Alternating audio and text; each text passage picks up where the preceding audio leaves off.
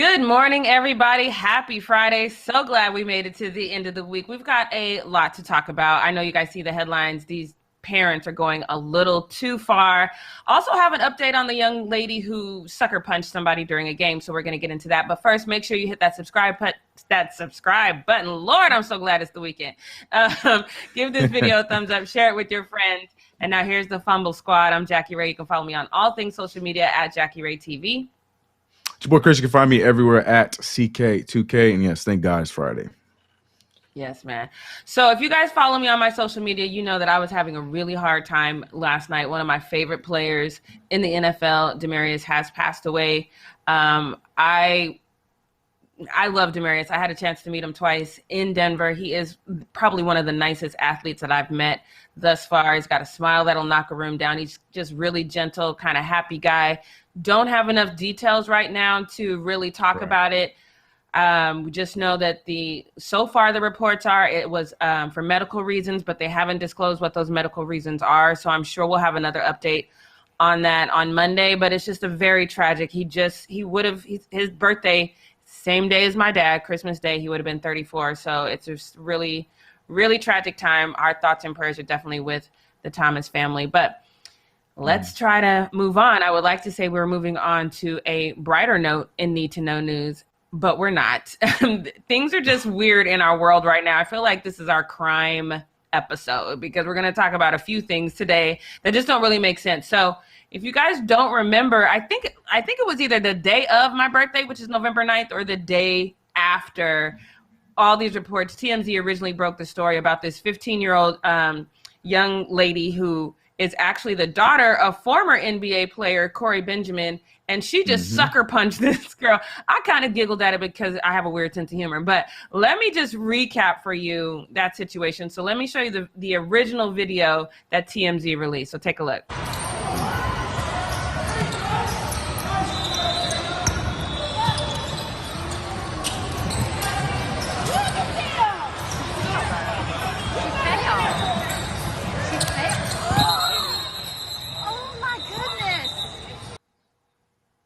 Okay, so I'm going to just go ahead and admit right now that the first time I watched that video, I did not hear the mom in the background say, "You better hit that girl."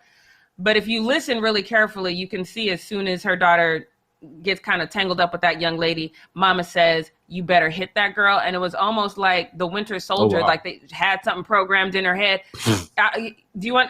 She just was like, okay, mama said hit her, and just hit her. So I don't know. Do you want to see it again, Chris, and like really listen? And you can hear mom in the background say, "You better hit that girl." Yeah, I've never heard the mom in that. Yeah, I can listen to it one time. Listen really closely, and you hear them. I just heard it, so just listen really closely.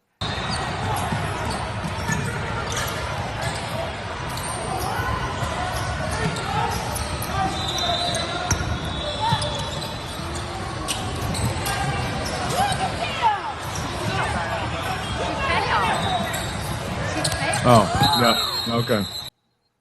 Yep. Right on cue too. That's crazy. I've never heard that part. I never heard that before either. That's definitely some Winter Soldier, I say it, you do it kind of stuff. That was a little alarming. So that really makes moms, the mother of the young lady that was hit, posted this to her social media, basically saying that that's exactly what happened. So she says, this right here makes me sick to my stomach. This happened to my daughter at her game yesterday. There is absolutely no place for something like this in basketball. I don't care how famous you are. This mom told her daughter to go hit her, and my kid gets an unprovoked sucker punch. So obviously she's right because we just heard it. And then the crazy thing is this wasn't her first time behaving like this. And now that we can hear mom in the background, we kind of know that mom condones this. So let me show you the other time that this happened as well really quickly. Right. So we remember this, and then the question, this video caused a debate of like, was she justified? First of all, you're never justified in handling it like that. That's number one. But now that we've all heard that the mom said, "You better go hit her," I'm not surprised. So her mother is 44-year-old Latira Shanti Hunt. And she has been hit with 2 misdemeanor charges, battery and contributing to the delinquency of a minor. If she's convicted, she'll not only face fines, but can ultimately spend a year in jail. The daughter obviously is not facing criminal charges. She's 15. She so there's not much they could do, but she has been permanently banned from playing basketball in that city. So, Chris, how do you feel about the mom being charged with misdemeanors and possibly spending a year in jail? I think she should, because I mean, even before I even heard the soundbite, it was sounding like a lot of the fingers were pointing towards her in the first place, and there were people coming out saying that that's how she's been trying to get her daughter to be doing. And you and me even talked about it. How I don't even remember Corey Benjamin, whatever his name was.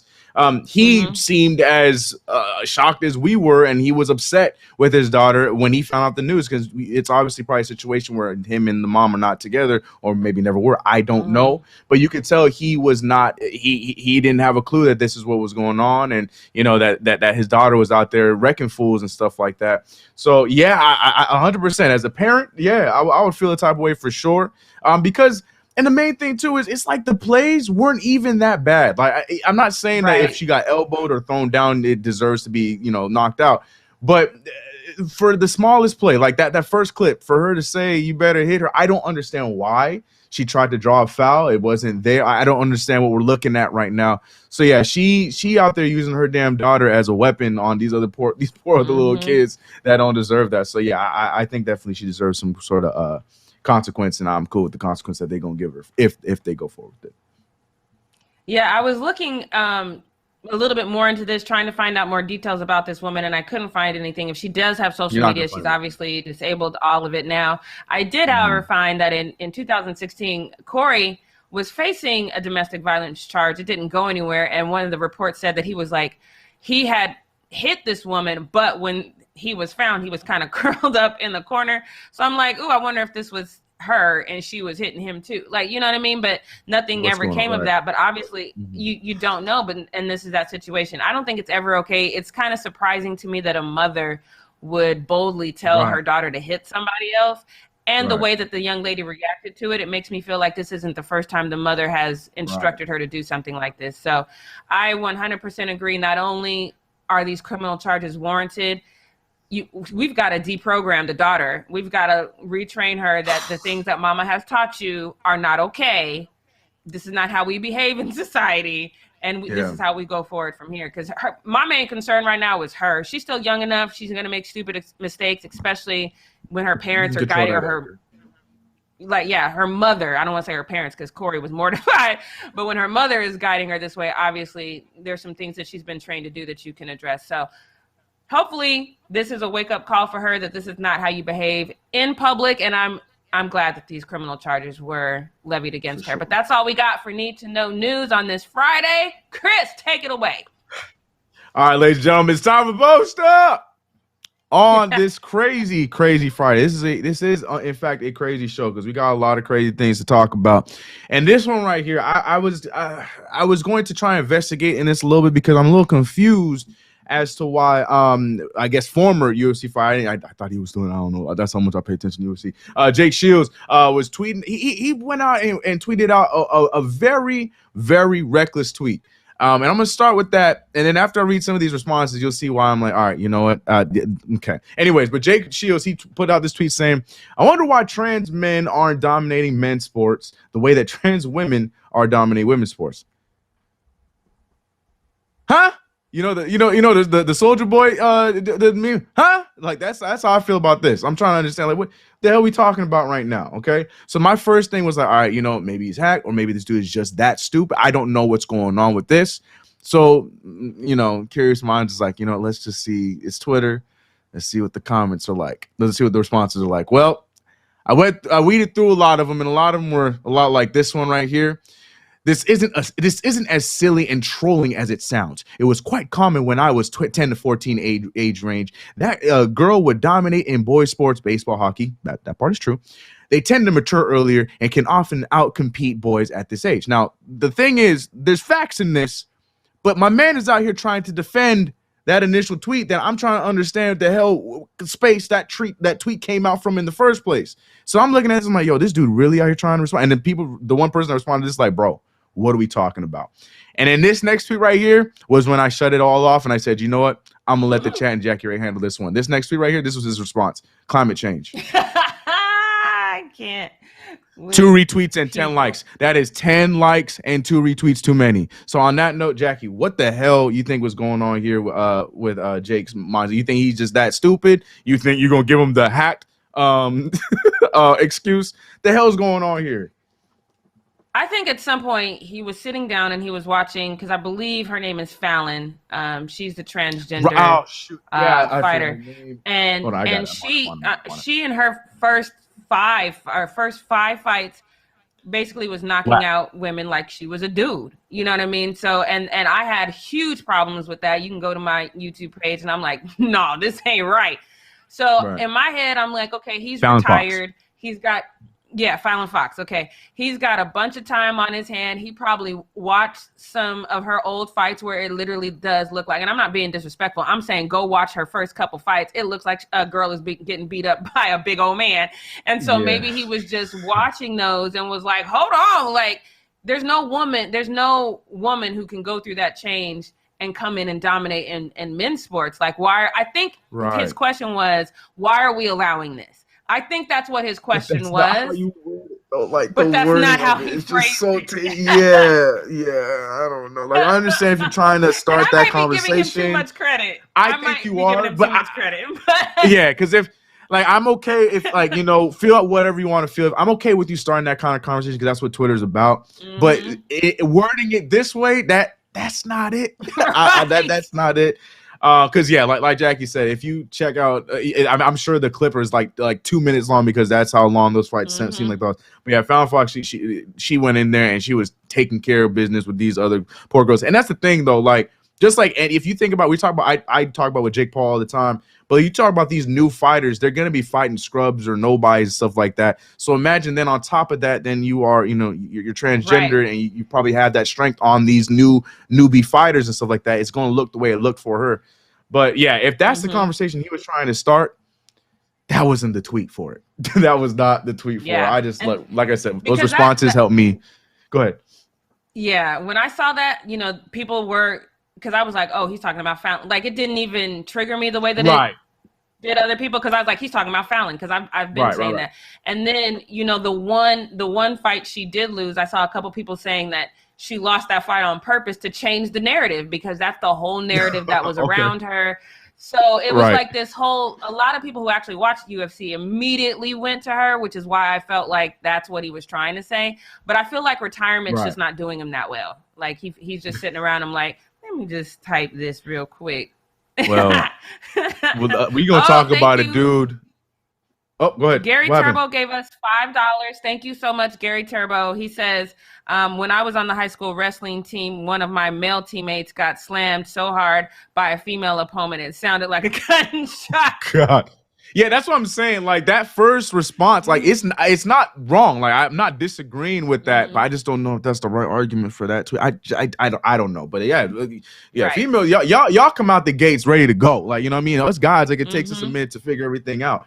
But anyways, yeah, it's funny you were talking about retirement. We're gonna talk about a dude that retirement has done them a little bit better than their previous career, but we'll get to that here in a little bit. But yeah, man. And as far as the Fallon Fox thing, it didn't click in my brain until I started reading some responses. I'm like, oh yeah, okay, that's probably where it's coming from. Because I just saw this, I'm just like, bro, what are we on? But yeah, that's a good point. But like I said, just worded terribly, my guy, very terribly.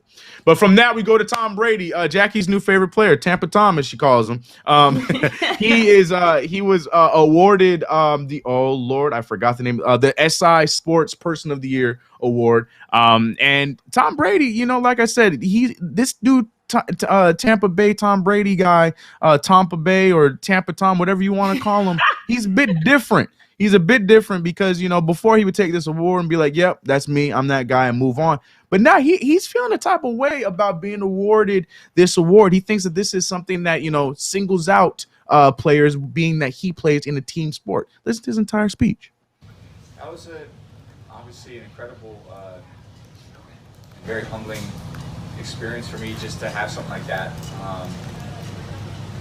There's been so many amazing people that have kind of had that awarded to them. I said the other night, I feel uneasy because it's a team sport, and everything I do is because of my teammates, my coaches, the support of my family that put me in a position to succeed. So it's a lot different playing football than playing golf or tennis or something like that, which they might mean a little bit more to you when you do that. And it's not that it's not an amazing thing. I think it's a tribute to what everybody does, what everybody accomplishes.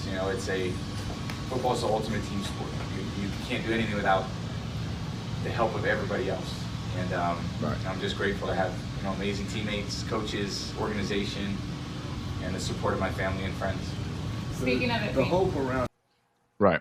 And I don't disagree at all. First and foremost, before you get off this, Leo, I was too late. That branding of that shirt, shout out. They did the TB squared because Tampa Bay and Tom Brady.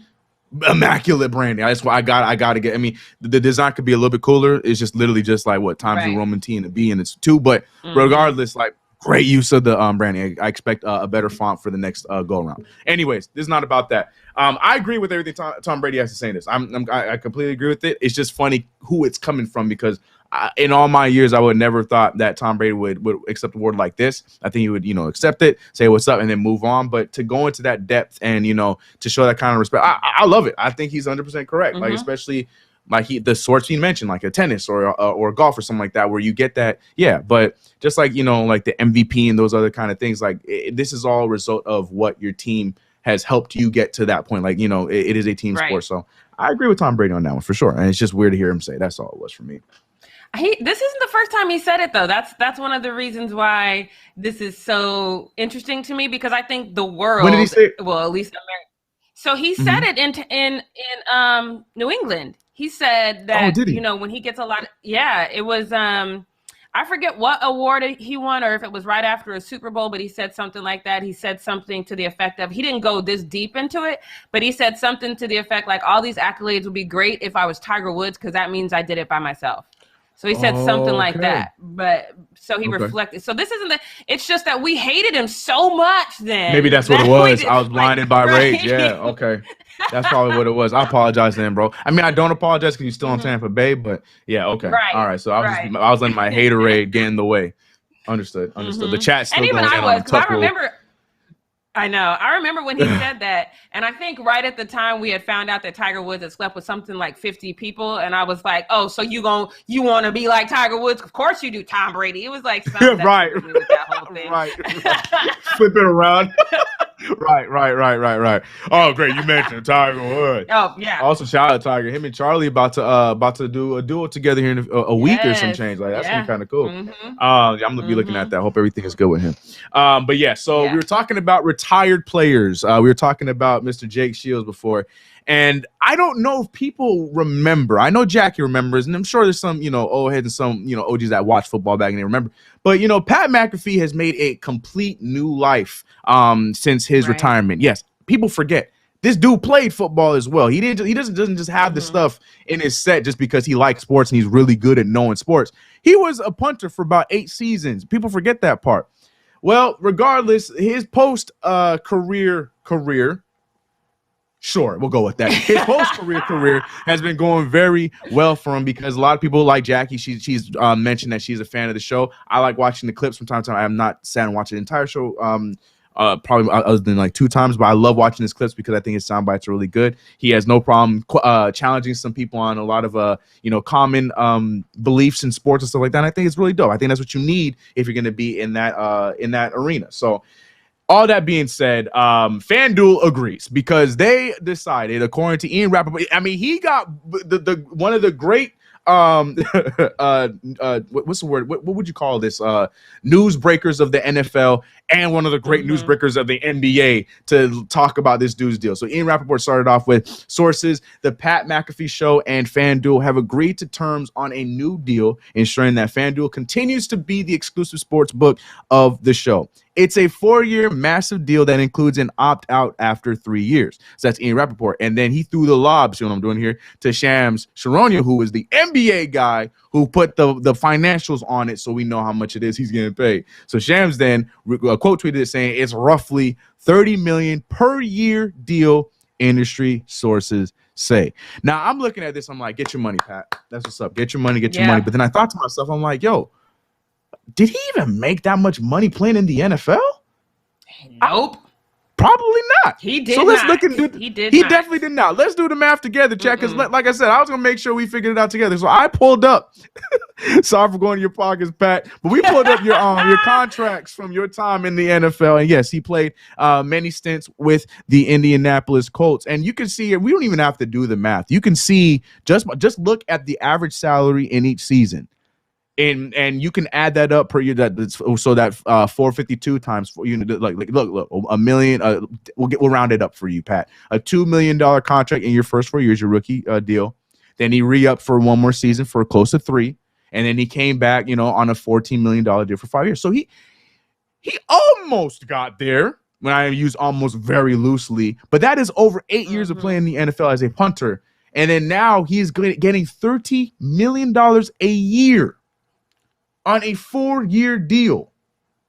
That's come up right there. That is the come up. That's why, look, man, if y'all, all these, you know what I'm talking about? Like all these ex-players that are coming out here, pursuing things like JJ Redick is probably one of my new favorites. Like I like JJ Redick before he retired as a podcaster. I think he's been great. And what he does, bringing in current players and bringing in players that he literally just plays against that same night and have their perspective. I think he's doing a great job. I think JJ Redick's one of those guys that we can be looking at. But there's so many players that have been doing this. We're seeing the Manning Bros, like what they've done, SNL, comedy, all these kind of things, and now have this Manning cast and starting a whole new genre of sports where, retired athletes talk to athletes across. I love what's going on right now. I mean, I'm sure a lot of other media people are like, no, they're taking our jobs. But look, in the world of social media, you can make your own job if you really want to put the work in. So it doesn't really bother me too much. But I think it's cool, man. But Jackie, like I said, I know you watched the show. I know you like Pat McAfee. Hearing him get paid like this more than he got in the NFL, how does that make you feel? You cool with it? You think it's dope? What's your thoughts? I'm on both sides of the fence. So right after the Fumble Live, I have my YouTube chat up right now. As soon as we go off, the Pat McAfee show comes on, and I rock with it. He to me is a friendly troll because he's kind of a troll. He kind of baits people into stuff, but he's friendly. Sure. He's not like foxy with it, So I enjoy the show and I watch it. But at the same time, at the same time, I watch people like Josina Anderson, Jamil Hill, and they have actually put in the work as far as getting the education to do what they do. They have worked tirelessly to build their platforms, and they get zero attention. So, and Josina Anderson not getting the attention is weird to me because she's a fashionista, number one. Everybody wants to talk to her, all these athletes. Jamil Hill, I kind of get. She's kind of like me. So she ain't for everybody. She an acquired taste. So I kind of get that, But Josina is out here, styling, profiling. She's upbeat. She gets all these really high profile athletes on her show, and nothing. Just no attention at all. She gets nothing. You guys probably didn't even know that Josina Anderson, she actually has a whole show coming out with Morris Chestnut, who is the finest man on the planet.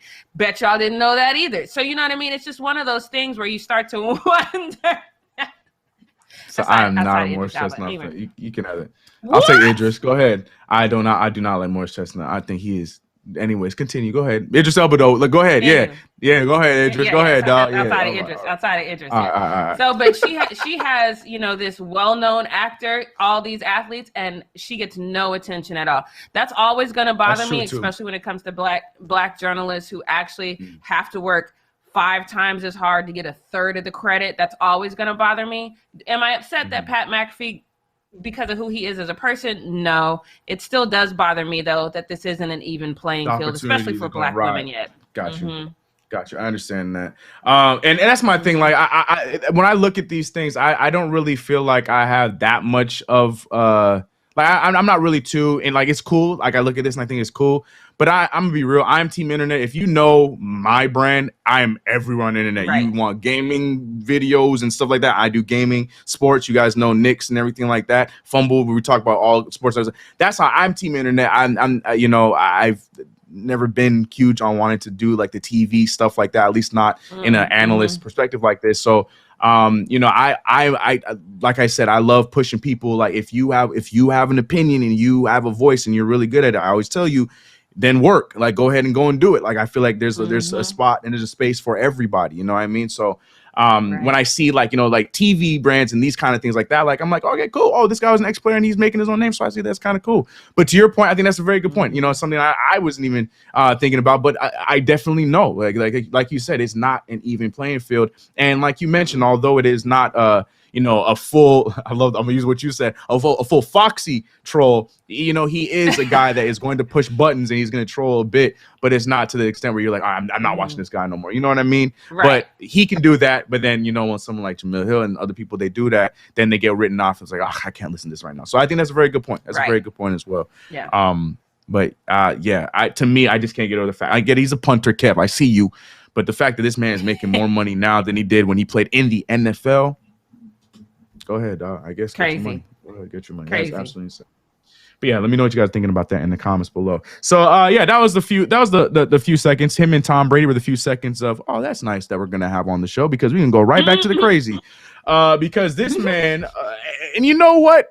I'm gonna let y'all decide whether I think it might be too far still. But I'm gonna let y'all decide whether it was warranted or not. But this dude right here, this man, Cameron Parks, right? I almost call him Charlie Parks. Cameron Parks, BSO, shout out to the caption as always. He said, details on Cameron Parks casually walking to his son's youth football coach and shooting him over his boys' playing time. Here's what he's being charged. And I have a video that it's really short. We're gonna have you guys understand everything that happened.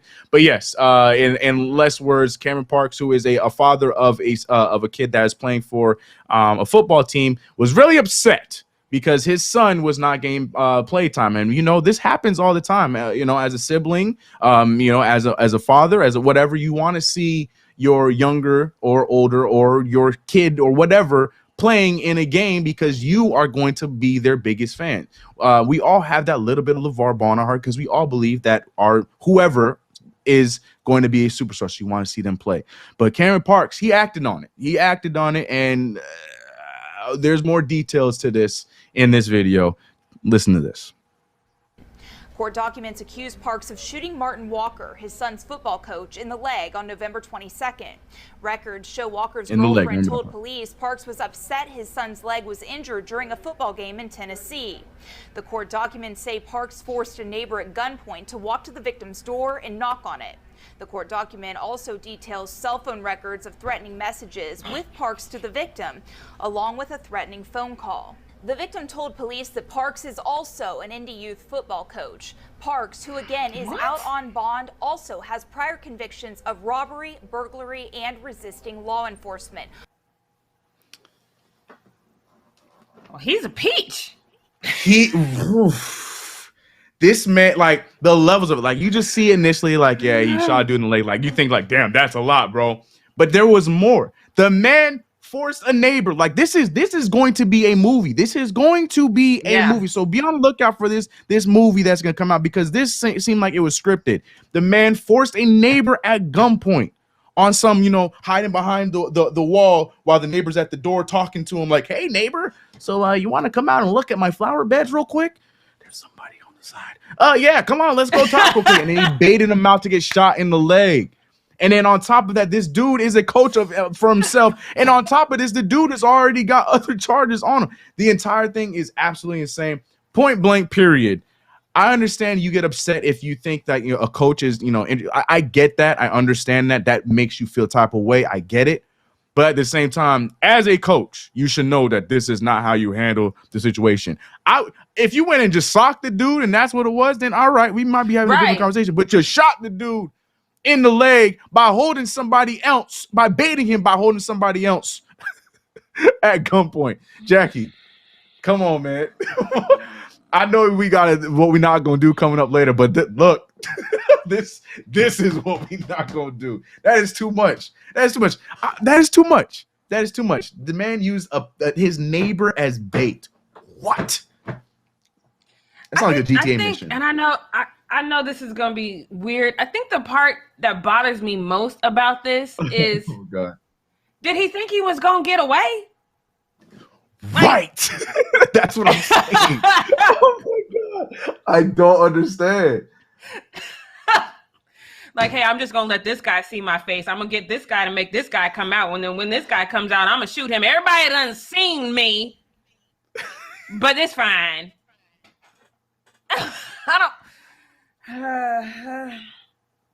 As of right now, I looked into it. Like, we're laughing and everything. Dude is okay. I mean, his leg is a little busted up, but he's okay. He's not dead. So, you know, I mean, I can't say no one was harmed in this, but you know what I mean?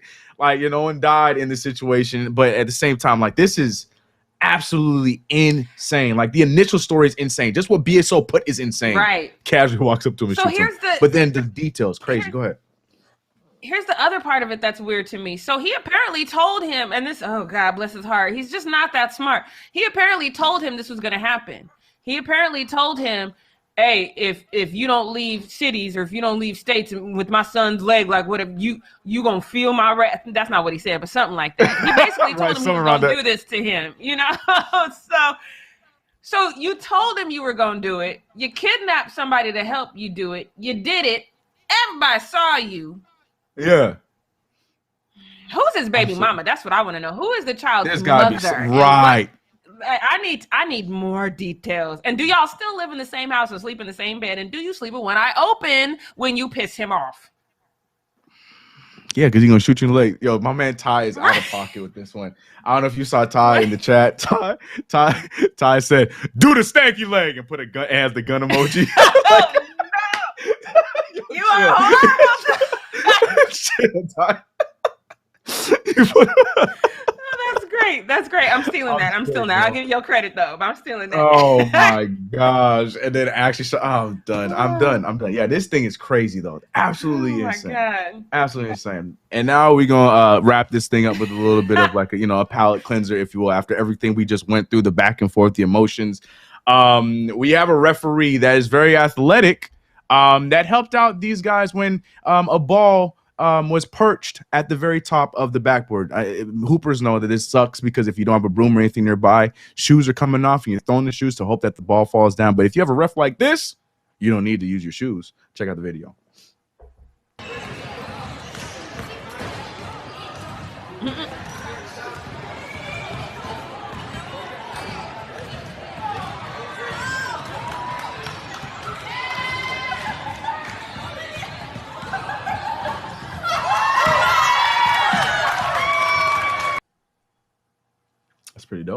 That's pretty dope. I still have a hard time applauding referees because I have one track mind. Like, I just think like you still trash, but that's pretty dope move. Athletic, that's what's up. That's what you gotta do. Get the ball down from there. Yeah. So but them kids feel about refs the same way we do, because not one of them came over to try to lend a spot, make sure if he didn't get hurt, if he fell. Everybody was just like, You got the ball down, thanks, bro. Appreciate you. Right. And he gonna have the nerve to call a charge or a bad foul immediately after getting the ball down. You knew that's what happened. You knew that was the second part of that clip. Anyways, Jackie Ray, we've had a wild post up a roller coaster of emotions. Can you close us out for the week with what we're not gonna do? Yes. Let's get into what we not gonna do. Russ is lying edition, because I just don't believe this man. Y'all know I love me some Russell Wilson. So I'm not sure if you saw the reports. Well, first of all, whatever the hell is yes, he lying. I don't care what people say. He lying. So I don't know if you saw the whole reports. I'm sure you did. It was well documented. Is Russ going to play? Is he not going to play? Is there a coaching problem? Is there not a coaching problem? Like, this is all well documented. How much there was a level of disconnect, a lack of chemistry between Russell and Pete Carroll. There was at one point a report that he had stormed out of practice, which still, me seeing Russell storm out of anything is funny. But there was a report that he stormed out of practice because he didn't like the way things are going. So we all knew that, things were not going well. So I believe it was 2019. Let me make sure. Yeah, 2019, he signed a 4-year, $140 million contract. At the time, it was like the most highest paid contract ever. So he got $65 million in signing bonus, $170 million in guarantees, $35 million annual salary. It was the biggest signing bonus in NFL history. So obviously the relationship at that time was great, which is why Russ wanted to put that no trade clause in his contract. I love the no trade clause. Especially once you get to the quarterback position, if you can get your agent to negotiate that, you really should, because they be trying to ship you off so quick as soon as you stub your big toe or something. So I thought this was great. The relationship at that time was great, but it has since soured. Things are really bad. Right now, Russ is 27th in the league in ranking. The Seahawks have the 27th worst passing game. Their defense is like 27, 28. The whole thing is just a dumpster fire right now. So there's reports comes out. So let me show you this first tweet from our boy. What's that? Jordan Schultz. He says, sources say Russell Wilson would strongly consider waiving his no trade clause for the Giants, Broncos, and the Saints. So that's how the no trade clause works. They can't trade you unless they trade you. You can basically say, I will go here, and then they can trade you. So for these specific teams to come out, there's a conversation that has been had somewhere. But Russ was like, no, Jordan lying. So let me show you this next tweet where he basically says there's no merit to this. So he said, this is the report that came out regarding report that he'd waive no trade clause for Giants, Broncos, or Saints. Russ says it's a non-story, and he didn't say any of that. Says he loves Seattle's, hopes to fulfill contract here, and is focused on what's happening now, not the future. That is a standard PR response. But he is lying. There is no way I believe he is telling the truth right now, because it would not be beneficial to his career for him to actually believe that. No dynasty lasts forever. Things do go awry. And this is the end of the dynasty for Seattle. And Russ is just not. And again, I don't know. So everybody, when the original reports came out, was like, oh, would you like Russell with the Saints? Off top, yes. But I don't know what side I fall on this, because I haven't watched enough of him play this year. I don't know if he's struggling because he's 33, about to be 34, or is he struggling because things are just going to hell in Seattle? I don't know. So I'd have to see a lot more of that. And I still love Jameis. Y'all say what you want, but I still love Jameis. But I would have to watch a lot more games to come to that conclusion before I would just jump on it'd be great to have Russell in New Orleans. But if I'm Russell, going to New Orleans is a much better fit for me than staying in Seattle, simply because I know that that's a situation that is already prone to get over that next hump if they can find their next legacy quarterback. So for me, as a career position, I'm going to New Orleans. The Giants got problems of their own, and John Elway is still affiliated with the Broncos, so I would not go there personally. But New Orleans is a better fit. Russ said this. In my heart of heart, Russ said this. I can see why he would want. To me, it's not New York, because Daniel's there, and you gotta give that man time to see what's going to happen with him. I could see the Broncos perhaps, but I still like Teddy Bridgewater as well. So there's reasons why. So for me, New Orleans is a definite thing. I feel like New Orleans was at the top of the list. The only thing that I would say is maybe Russ added more teams to this list. Maybe there's more than 3 teams to this list, but there's no way in hell he is hell-bent on fulfilling this contract, which I believe goes to 2025, 2024, or something like that. There's no way. Chris, what do you think? Hoo-wee. I ain't gonna lie to you. My camera cut out at the very end, but I heard everything you said. No, I did. You ain't gonna lie. I had to get out quick because my camera went and it looked like I was sleeping, but I just blinked. I heard everything you said, so I had to come back. Anyways, look, I agree with you in the fact that I don't think that the Giants are going to be an actual option. I don't know why he's saying that. He considered going to Giants. That doesn't make any sense. Why would you go from Seattle to the Giants? Right. I mean, they do have weapons. I get that. But you're going to be running for your life the same way over there like you were over there in Seattle. And the front office is way worse over there. So I don't understand why you do that. Being unbiased, I like the Broncos and the Saints. Those two fit. Those two make sense. The only problem with the Broncos is, yes, you got to give him, just beef up the line a little bit more. The defense is young. They're still coming together. I think that's a good fit for them. But to me, I'm trying to be as unbiased as possible. I know it's going to sound crazy because this is my team, but the Saints make too much damn sense. Now, my heart doesn't want it to happen because I love Jameis Winston. I really feel like we are just a Sean Payton away from Jameis Winston going back off and being a complete quarterback. I love Sean Payton's my guy, favorite coach in the NFL. I love Sean Payton, but I feel like Sean Payton does not let Jameis Winston be Jameis Winston. That's all I'm talking about. So once Sean Payton lets him be, then I think that we're good with what we have. We have a young quarterback, and we're good long term, because I feel like that's all the Saints are really missing right now. Our run game has been great, bringing back Mark Ingram. I really love Tony Jones. He can let him grow. He's still a young guy, and we know Kamara. I love our receiving core, even though there are a lot of young pieces that nobody knows. Saints fans know them, and they're all pretty solid. You get the ball in their vicinity, they're going to get the ball, and they can do whatever they got to do. The offensive line is the Saints' offensive line. We'll make a stick look like a dominant quarterback because we know how to protect them for sure. And the defense is still the defense that we have. So if you give us Russell Wilson and you give Russell Wilson protection, come on now. It's a wrap. Alvin Kamara is going to look like a superstar all over again because Russ is going to know how to use him. Look at the way he uses Chris Carson. And then I just think it's a wrap. I think it just makes too much damn sense. The coaching, Sean Payton will coach him the same way as Drew Brees with some athletic plays. Like, it just makes too much damn sense. I know I sound like such a homer, but look at what we got on the team. It just makes too much sense. It just makes too much damn sense. And I'll give up a lot to get him, but it's just hard to get rid of James. That's the only hard part for me. It's not just because I see Hip Hop Jay says it's because I'm a Saints fan. That is part of it, but it's because it's on his list. It's on his list. If the Saints weren't on the list, I wouldn't have mentioned it. I feel like the reason why the Saints are on the list is because it makes sense. You know, those other two teams, I'm like, New York is a hell no. I don't even know why it's on there. But Broncos, I'm like, okay, maybe. John Elway is still affiliated. The fact that he has turned over his GM duties, then I feel like maybe that now they can move in the right direction of building that team, because John Elway has made horrible decisions for years and years as far as who goes where. He got lucky with Peyton Manning, and then he's gone to hell since with what he's picking. Facts.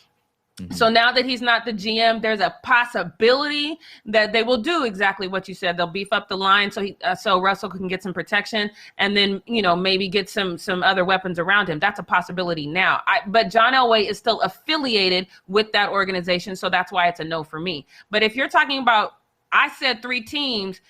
I said 2 that I know don't make sense for me because I really want this one. That's what happened in my head, because that's the one that makes sense for my career. So I think Russ is lying when he said he didn't say this, and I'm going to keep an eye on this. I still love Jameis with my heart, and I still haven't seen enough.